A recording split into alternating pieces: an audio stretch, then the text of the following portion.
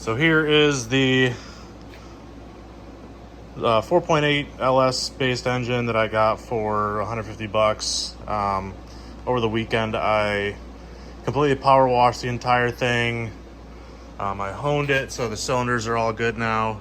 There's a little bit of, you're seeing PB Blaster just sitting there. It all rubs off, but started prepping the mains. Got the crankshaft all cleaned up. It's not the best that I've had one. It was pretty crusty when I first got it. But with some, as you can see the mess over here, just some 400 grit emery cloth cleaned it right up. You just take a little bit of PB Blaster, spray it on the mains, and then you just kind of work it around. You loop it over and you pull with both hands and just go around it. But so today I'm going to be doing the plastic gauge that I did on the Turbo E36 to check all the main clearances. Once I know those are good, those will get final torqued, or well, will get pulled back apart, final torqued, and then that'll be good to go. And then the next thing for the assembly will be flipping the engine over and starting to put all the pistons back in it, which I just have factory pistons that need cleaned up. They're down here in a box underneath all that stuff, if you can see it. I will be checking the rings on that just to make sure none of them are stuck, none of them are chipped, none of them are too badly worn. But the pistons will be going back in as is, as long as I don't find anything bad. So I want to try to keep this, I want to build this up as cheaply as possible.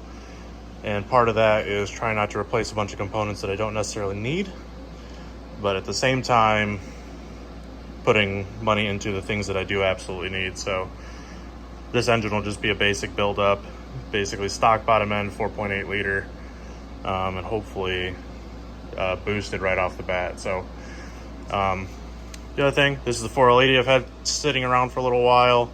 It's got a converter. It was remanned at some point. It's got some markings on it there. It says tested. So at some point it was rebuilt, or at least refreshed.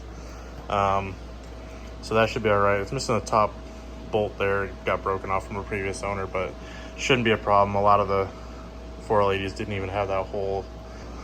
So moving on to doing the plastic gauge on this. You can see my piece of plastic gauge is right there. So all you're gonna do is figure out which main cap it is, which this one I believe is number 5. So it says number 1 on it. 4.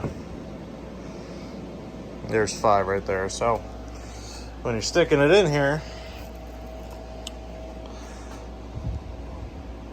you'll set it in very gently, trying not to move that plastic gauge around. I'm going to set the camera up in just a second, just so I can do this with both hands. So then you're going to slip this in here very gently.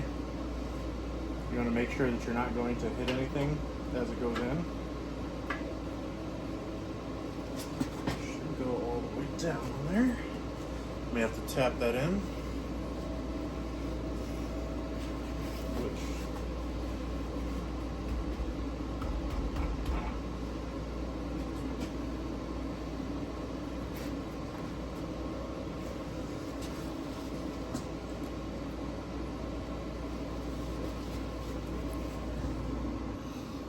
All right, so I got those tapped down. So then you're gonna find your bolts and put all, so in this case it's got 4 bolts on top, 1 on each side to go on the side.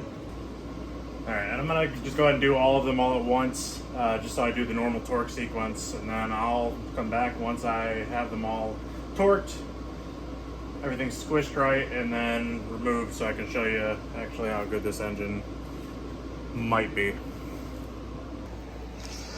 All right, so now you can see there's plastic gauge. There's more right there, and right there, and right there. So we're gonna take this, and we're gonna try to line it up to the one that's the closest as far as the width.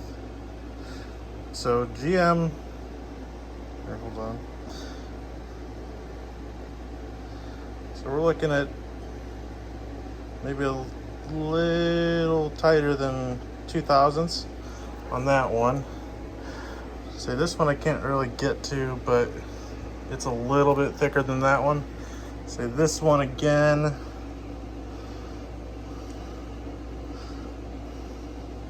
Just a little bit bigger than 2000s, depending on where you measure at, but pretty close. That one's about 2000s. And this final one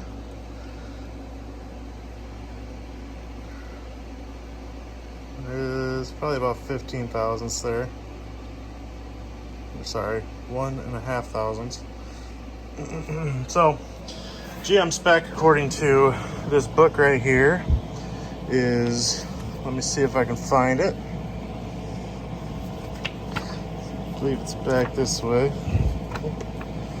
All right, I found it right here. So, since LS series engines are similar to any other iron block engine, for bearing clearance is usually close to 1/1000th inch per inch of bearing journal diameter. So these are 2.45 inch mains, if I remember correctly. So about 2.4 thousandths. So right here, typical iron block main clearance will be 2.5 to 3 thousandths of an inch. So we got a little bit less than that. So that's actually pretty good depending on how you look at it. Especially, I don't know how many miles are on this engine. I literally got it in a box. Like, that's the box I got it in. There's parts for it everywhere. There's parts there. So, considering all things, these journals look pretty good. Clearances are all good. So, I don't have any assembly lube today, so I'm gonna do that tomorrow once it comes in from Amazon. I got some pretty good stuff that I was referred to by a friend that a lot of high performance engine builders use. He's a drag racer normally, so he's dealt with like a few different engine builders. But once I get that, I'll finish assembly on this, just so I can make sure everything's good and lubed, just because these do look good enough. I don't really want to just use regular engine oil to lube them. So once that comes in, I'll be right back, and that'll happen in just a second. Mains are torqued. Got the side bolts in there. They're not quite torqued yet. Just letting the RTV set up on those, but this is how an engine should spin with the correct clearances. Very little effort.